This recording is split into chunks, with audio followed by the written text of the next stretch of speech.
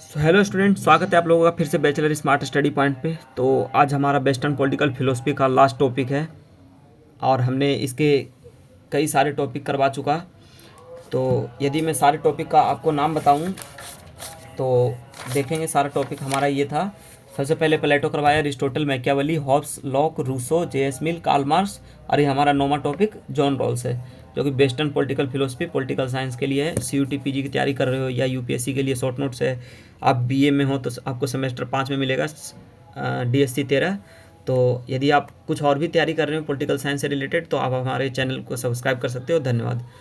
तो देखेंगे आज हम जॉन रॉल्स के बारे में। तो हमारा पहला परिचय, इनका पूरा नाम जॉन बोडली रॉल्स था। इनका जन्म 21 फरवरी 1921 अमेरिका में हुआ था। इनकी मृत्यु 24 नवंबर 2002 अमेरिका में हुआ।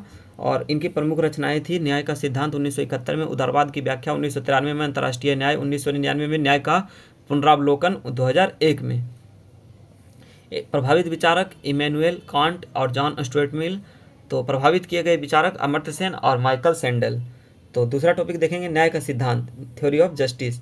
अज्ञान का पर्दा, काल्पनिक स्थिति जहां व्यक्ति को समाज में अपनी स्थिति का ज्ञान नहीं होता, इससे निष्पक्ष और न्यायसंगत सिद्धांत चुने जाते हैं। न्याय के दो सिद्धांत, टू प्रिंसिपल्स ऑफ जस्टिस, समान स्वतंत्रता का सिद्धांत और असमानता के लिए दो शर्तें। तो समान स्वतंत्रता का सिद्धांत, सभी को समान मूलभूत स्वतंत्रताएं मिलनी चाहिए, जैसे भाषण, संपत्ति और राजनीतिक। तो देखेंगे असमानता के लिए दो शर्तें, असमानता तभी मान्य जब गरीबों के हित में हो, सभी को समान अवसर मिलने चाहिए। नेक्स्ट पॉइंट देखेंगे राजनीतिक उदारवाद 1993। बहुलवादी समाज में न्याय को सभी नागरिकों द्वारा स्वीकार किया जाना चाहिए, राज्य को निष्पक्ष और तटस्थ रहना चाहिए।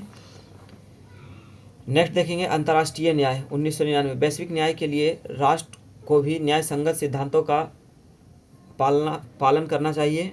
युद्ध, गरीबी और मानवाधिकारों उल्लंघन रोकने के लिए अंतर्राष्ट्रीय सहयोग जरूरी। पांचवा पॉइंट देखेंगे रॉल्स की आलोचना। रॉबर्ट नोजिक व्यक्तिगत स्वतंत्रता को बाधित करता है, इन्होंने इनके विचारों की आलोचना की है, क्रिटिसिज्म। तो माइकल सैंडल जैसे अज्ञान का पर्दा अवास्तविक है। मार्क्सवादी आलोचना करते हैं कि पूंजीवाद को अस्वीकार करता है। फैमिलिस्ट आलोचना करते हैं, लैंगिक असमानता पर ध्यान नहीं देता।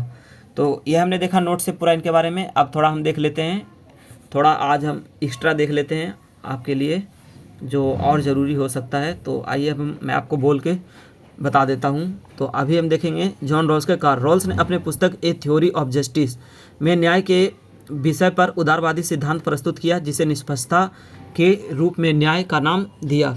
रॉल्स का उपयुक्त कार्य न्याय के निष्पक्ष पर विश्व के लिए एक अविस्मरणीय योगदान है। रॉल्स के इस सिद्धांत ने राजनीतिक सिद्धांत एवं दर्शन के क्षेत्र में महत्वपूर्ण बदलाव किए। रॉल्स के उपयुक्त सिद्धांत ने स्वतंत्रता, समानता, न्याय व अधिकार के मुद्दे पर समाज में नवीन बहस को जन्म दिया। इसके अलावा इस सिद्धांत ने राजनीतिक सिद्धांतों के क्षेत्र में आए पतन को उत्थान में परिवर्तन करने का कार्य किया। विभिन्न विषयों पर रॉल्स के न्याय के विषय में संबंधित विचार प्रकाशित होने लगे, जैसे 1958 में जस्टिस एज फेयरनेस एवं 1963 में कॉन्स्टिट्यूशनल लिबर्टी आदि। रॉल्स के विचारों की आलोचना भी हुई, जिनका वे प्रत्युत्तर देते रहे। 1971 से 2002 के बीच रॉल्स के विभिन्न पुस्तकें एवं लेख प्रकाशित हुए।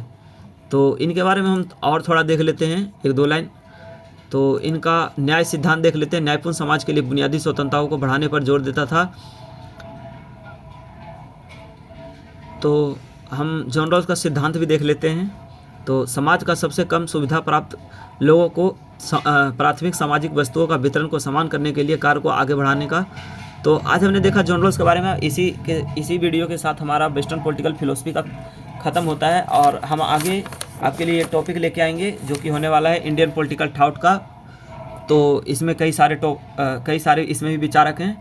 ऐसे ही करके हम आपको पूरा पॉलिटिकल का सिलेबस करवाएंगे। तो आप लोग मेरे चैनल को सब्सक्राइब कर लें और आपको जो कमी लगी आप नीचे कमेंट करके बता सकते हैं। धन्यवाद।